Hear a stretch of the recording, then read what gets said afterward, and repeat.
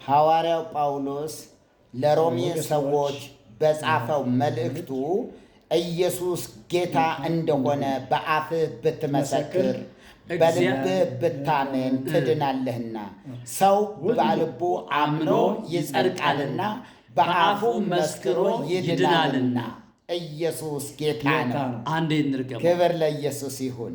ኢየሱስ ጌታ እንደሆነ በአፍህ ብትመሰክር እግዚአብሔርም ከሙታን እንዳስነሳው በልብህ ብታምን ትድናለህና ሰው በልቡ አምኖ ይጸድቃልና በአፉ መስክሮ ይድናልና መጽሐፍ በእርሱ የሚያምን ሁሉ አያፍርም ይላልና በአይሁዳዊና በግሪክ ሰው መካከል ልዩነት የለምና አንዱ ጌታ የሁሉ ጌታ ነውና ለሚጠሩትም ሁሉ ባለጠጋ ነው። የጌታን ስም የሚጠራ ሁሉ ይድናል። ኢየሱስ ያድናል። አሜን። ድገሙ በአንድ ቃል ኢየሱስ ያድናል። ኢየሱስ ያድናል። አሜን። ኢየሱስ ክርስቶስ ያድናል። አሜን። ሸርኮፒኒንግ ይደረግ። አሜን። ብሩካን ሁኑ። በጣም እንወዳቸዋለን፣ እናከብራቸዋለን።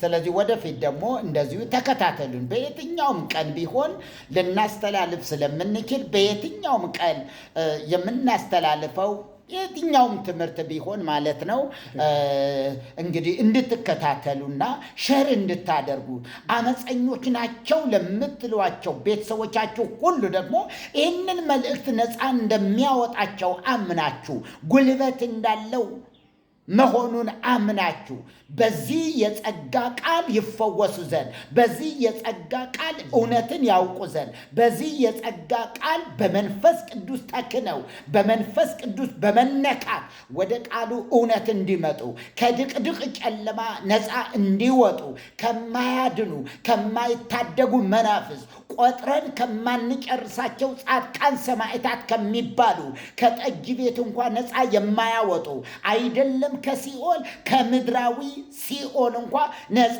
የማያወጡ መናፍስትን ክደው ወደ ኢየሱስ ወደዚህ ጌታ እንዲመጡ ሐዋርያ ጳውሎስ በመንፈስ ቅዱስ ሆኖ ወደ ተናገረው ወደዚህ ቃል ይመጡ ዘንድ ሸር እንድታደርጉ በጌታ ፍቅር እንጠይቃቸዋለን። በጣም እንወዳቸዋለን ወገኖች። በዕድሜም እንበልጣቸዋለን፣ በዕድሜም ባለጸጎች ነን። እኔ አሁን ለምሳሌ በ70 ዓመተ ምህረት ድቁና ተቀብያለሁ። 70 ዓመተ ምህረት የዛሬ 48 ዓመት ማለት ነው።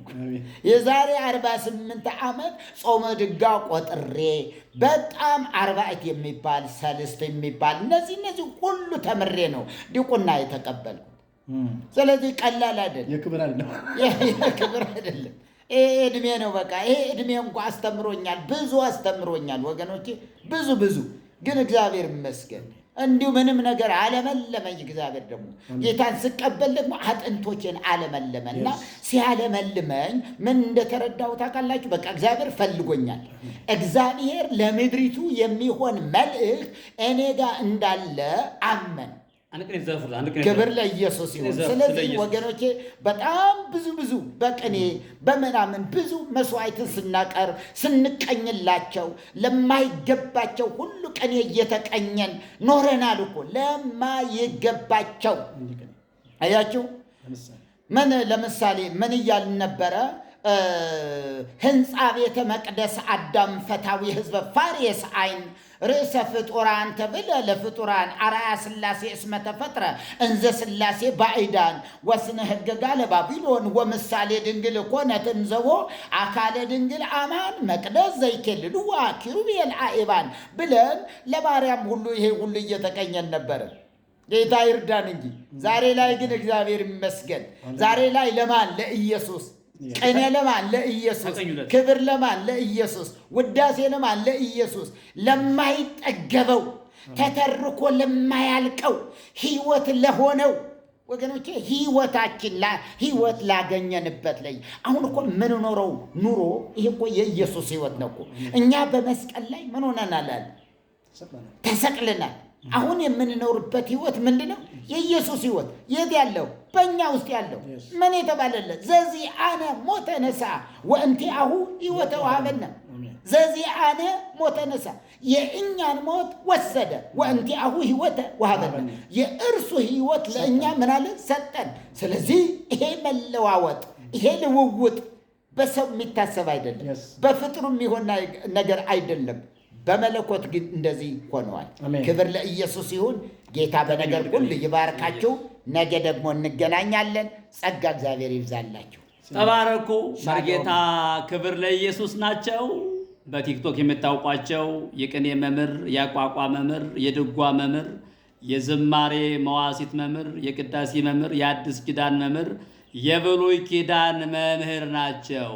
ሁሉን ትተን ተከተልነክ እንዳለው ይህንን ሁሉ ትተው አንዱን ዋናውን የመንግሥተ ሰማያት ቁልፍ መግቢያ የሆነውን ኢየሱስን ማረካቸው። ቆሞስ አባ ፋሬስ የብዙ ገዳማት አድባራት አስተዳዳሪ የነበሩ በርካታ ሚሊዮኖችን ሲያስተምሩ የነበሩ ዛሬም እያስተማሩ ነው ያሉት ቆሞስ አባ ፋሬስ ይባላሉ በቲክቶክ። ግን ዋናው ስማቸው ቆሞስ አባ ፍቅረ ዮሐንስ። እኔንም እንደምታውቁኝ ቆሞስ ማነኝ? አባ ተዋሕዶ ሃይማኖት እንባላለን። የማረከን ኢየሱስ ነው። ክብር ካለበት፣ ደመወዝ ካለበት፣ ጉልበት ከሚሳምበት አባታችን ይፍቱኝ ከምንባልበት እኛ ራሳችን ልንፈታ ወደ ኢየሱስ መጣ።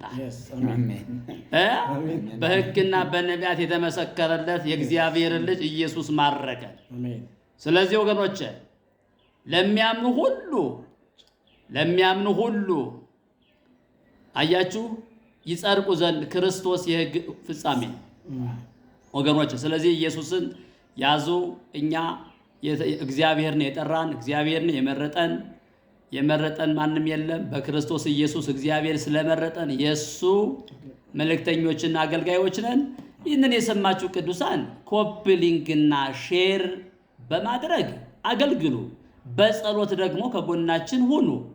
አነሳስቶ ላስጀመረን አስጀምሮ ላስፈጸመን ለአምላካችን ለእግዚአብሔር ክብር ይሁንለት።